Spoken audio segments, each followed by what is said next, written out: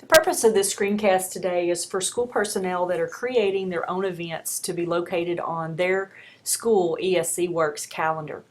You can do that real easily by starting with putting in our co-op webpage, www.scscoop.org, and under employee links, if you'll click, we have a link to create manage ESCworks accounts. Click there.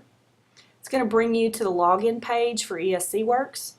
There you're going to put in your information in order to log in to the back side of ESCworks. Now at this first page you are seeing the back side of ESCworks, and if your page doesn't look like mine, you can look down here at the lower left hand side, module settings, and then you can create it so that it pops up and it looks like what you want it to be. So I would suggest for you people out there in your school district to select create a new event for it to come up that way every time. Set it and then continue. So then every time you log into ESCworks, this is what it's going to come up to, and it's going to tell you, okay, you need to make sure that you're setting the event starting with the master event, and that's called a master event title or a MEL.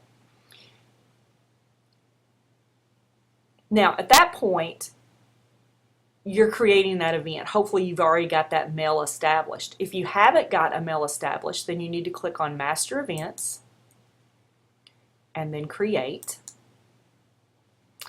and you're going to put the title of the workshop. So maybe we're going to do pre-service.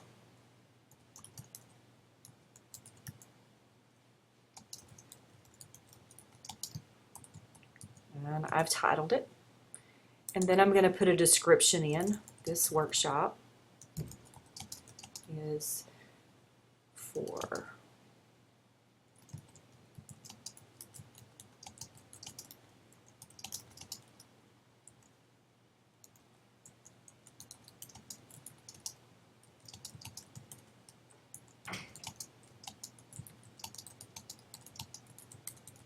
So I've just put in a description. And then you're going to choose the event type. And you have some option there. Most of us, we're going to choose professional development. So I'm going to scroll down and click on that. And then we're going to click credit type. How do we want to give them credit? Well, we want hours. If you'll notice, anything that has an asterisk beside it, it is a required field that must be done. You have some other options. You can pick the strand. Okay. Pick one that relates or leave it blank. You can pick a subject. If it's just for your science teachers, you can pick science. If it's for everybody, all subject areas, click add. Let's say you've picked one there that you highlighted accidentally and you want to get rid of it. The key to doing that is just to double click and it takes it away. Come on down, breakout sessions, you're able to do that. It's a little trickier, but you're able to do that.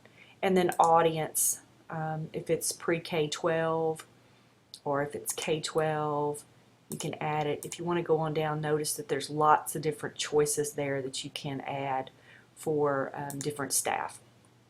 And then you're going to leave the rest of these blank and you're going to just follow the prompts next. And you're going to have a page that's just the preview for you to be able to look at what you've located, what you've put in there. See if you need to change anything. You can go previous or you can cancel and start over. And then when you like that information, you just click finish. At that point, you're going to be given this MEL ID number. You want to write this number down because you're going to need it in order to create the event. So I'm going to take you just through that first. A MEL is a master event, and a lot of times a master event can be used over and over and over. It has generic information in there so that you're not recreating that every time. An event is something that's very specific, and on the event side you actually have the date and the time and the place where it's going to be held. So that's creating a master event. So remember, we're going to use this number 244469. I'm going to write that down, 244469, because I'm going to need that in the next part of my screencast.